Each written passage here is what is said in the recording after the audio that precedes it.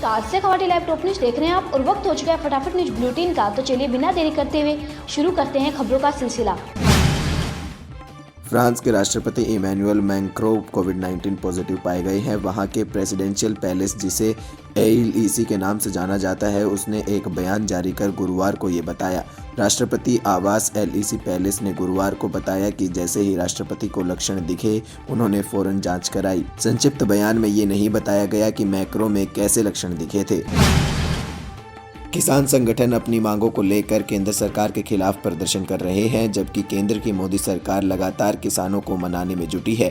किसानों के साथ लगातार वार्ता फेल होने के बाद अब बीजेपी किसान सम्मेलनों के जरिए कृषि कानूनों पर फैले भ्रम को दूर करने की कोशिश में जुटी है। बीजेपी ने चौपाल लगाकर किसानों को कृषि कानून के फायदे गिनाने का अभियान शुरू कर दिया है। इसी क्रम में प्रदेश के मुख्यमंत्री योगी आदित्यनाथ ने बृहस्पतिवार को बरेली में किसानों को संबोधित करते हुए विपक्ष पर गुमराह करने का आरोप लगाया। किसान आंदोलन को लेकर भारतीय जनता पार्टी के 2 सांसदों ने तीखी प्रतिक्रिया दी है। उत्तर प्रदेश बीजेपी महासचिव व कन्नौज से सांसद सुब्रत पाठक ने कहा कि ये आंदोलन किसान विरोधी, हिंदू विरोधी व मोदी विरोधी है। पाठक ने आंदोलन पर निशाना साधते हुए कहा कि हम किसान बिल के समर्थन में आंदोलन खड़ा करेंगे। ऑस्ट्रेलिया के पूर्व कप्तान रिकी पॉन्टिंग ने गुरुवार को ठीक उसी तरह पृथ्वी शॉ के आउट होने की भविष्यवाणी की थी, जिस तरह से भारतीय बल्लेबाज मैच की दूसरी गेंद पर आउट हुए। शॉ ने आउट होने के कुछ सेकंड पहले ही पॉन्टिंग ने इस बारे में बात की। मिचेल स्टार्क ने भारत और ऑस्ट्रेलिया के बीच एडिलेड ओवल मैदान पर खेले जा रहे डे नाइट टेस्ट मैच की दूसरी ही गेंद पर शॉ को बोल्ड कर दिया। शॉ 0 पर पवेलियन लौटे। श्रीहरिकोटा के सतीश धवन अंतरिक्ष केंद्र से PSLV-50 रॉकेट अंतरिक्ष के लिए रवाना हो गया। संचार उपग्रह CMS-01 और PSLV-C-50 रॉकेट के जरिए प्रक्षेपित करने के लिए 25 घंटे की उल्टी गिनती बुधवार को शुरू हो गई थी।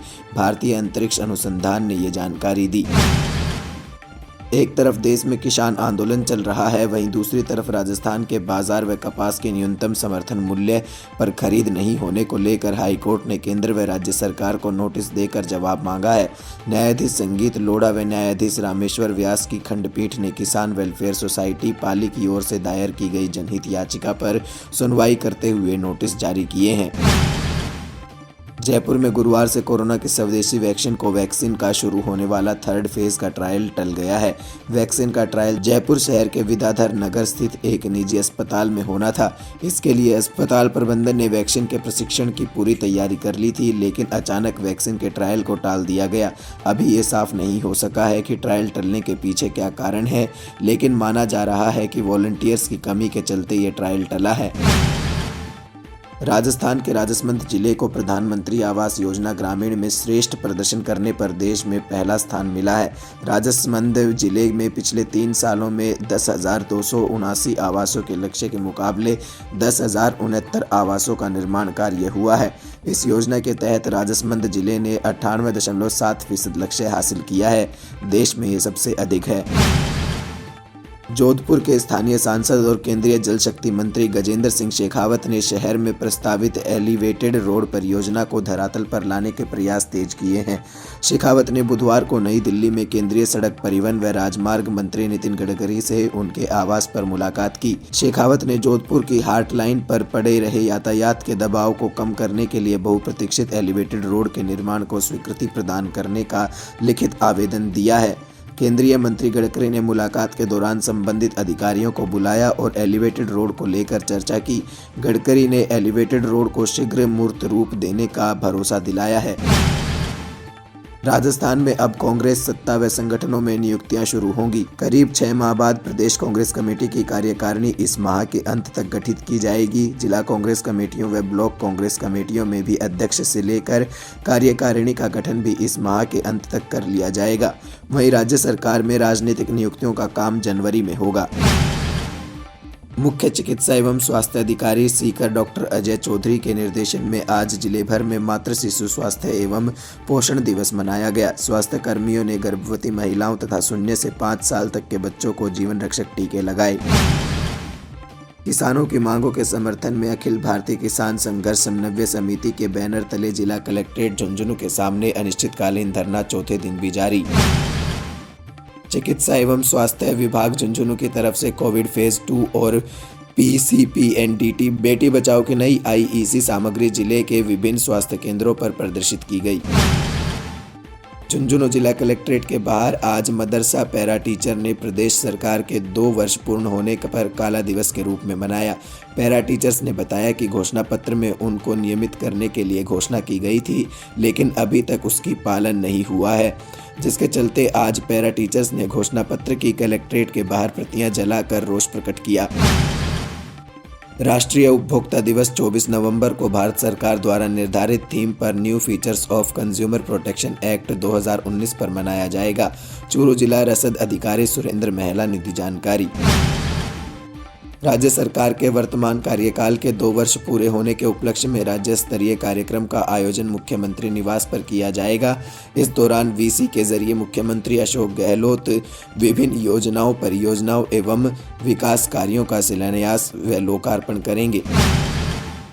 अहर्ता तिथि 1 जनवरी 2021 के संदर्भ में चल रहे मतदाताओं सूचियों के संक्षिप्त पुनरीक्षण अंतर्गत 19 दिसंबर को प्रस्तावित वार्ड एवं ग्राम सभाएं कोविड-19 को देखते हुए निरस्त कर दी गई हैं।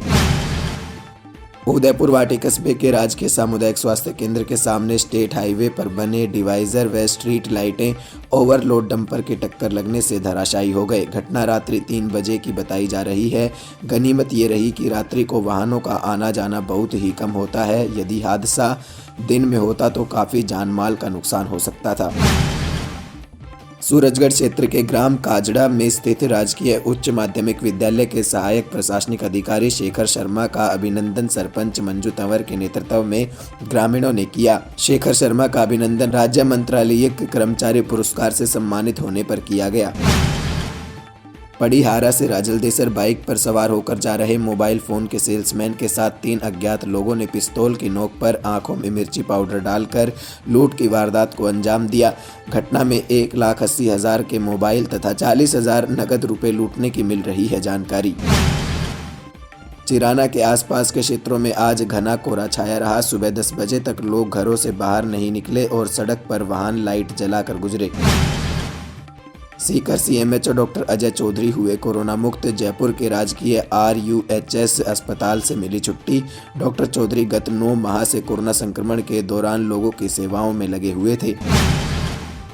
किसान संघर्ष के अंतर्गत जयपुर दिल्ली नेशनल हाईवे के राजस्थान हरियाणा सीमा पर शाहजहांपुर बॉर्डर पर झुंझुनू जिला की किसान टोली, जिसमें अखिल भारतीय किसान महासभा के राष्ट्रीय उपाध्यक्ष कॉमरेड फूलचंद ढेवा, राष्ट्रीय सचिव कॉमरेड रामचंद्र कुलहरी, झुंझुनू प्रखंड सचिव कॉमरेड बजरंग लाल महला, दूड़ा राम हरफुल बलोदा, रामनिवास व अखिल भारतीय किसान सभा के जिला सचिव कॉमरेड मदन यादव आदि धरना स्थल पर डटे हुए हैं। राजस्थान राज्य भारत स्काउट गाइड राज्य मुख्यालय जयपुर के आदेश की अनुपालना में स्काउट गाइड जिला मुख्यालय झुंझुनू के तत्वावधान में ऑनलाइन वेबिनार के माध्यम से स्काउट गाइड पाठ्यक्रम का प्रशिक्षण जिले के 100 अध्यापक अध्यापिकाओं को दिया गया। राजकीय सम्मान के साथ हुआ RAC में हवलदार मानाराम का अंतिम संस्कार। फतेहपुर शेखावटी कस्बे के निकटवर्ती ग्राम बांठोद के रहने वाले राजस्थान पुलिस के RSC बटालियन में हवलदार के पद पर बीकानेर पोस्टेड हवलदार मानाराम का बुधवार को बीकानेर ड्यूटी के दौरान ब्रेन हेमरेज होने से देहांत हो गया था।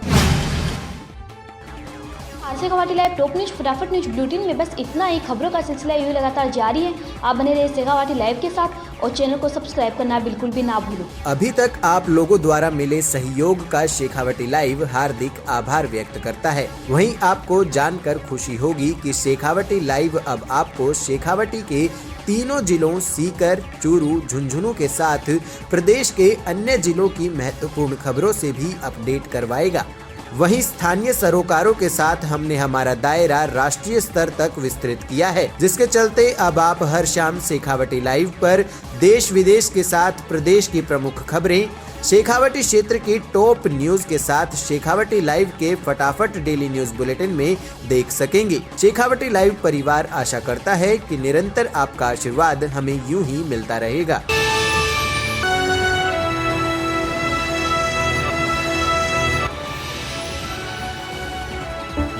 शेखावाटी लाइव, धड़कन शेखावाटी की